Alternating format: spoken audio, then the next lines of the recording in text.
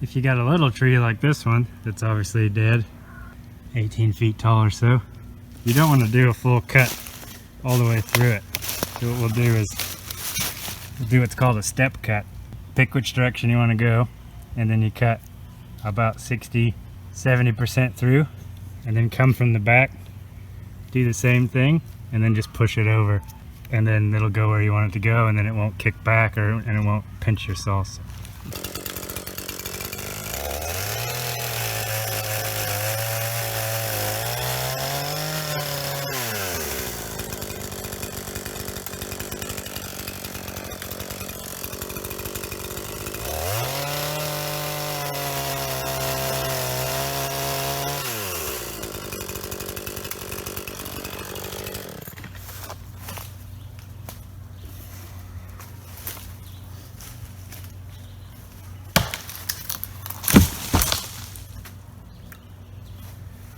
Time to learn the stick trick.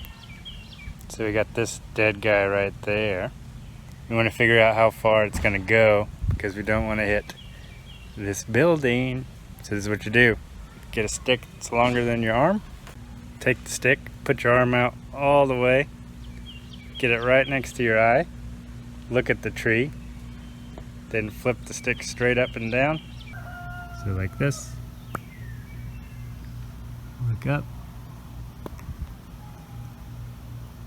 They're pretty close.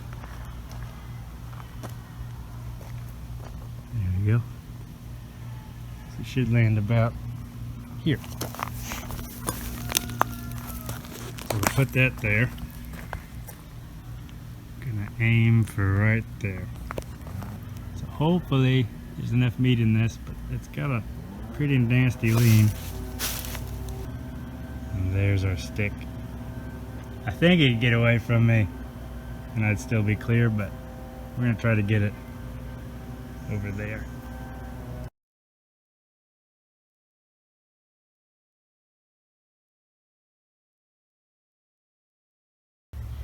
So I had a bad position back there, so I had to kind of aim it with my back to my target.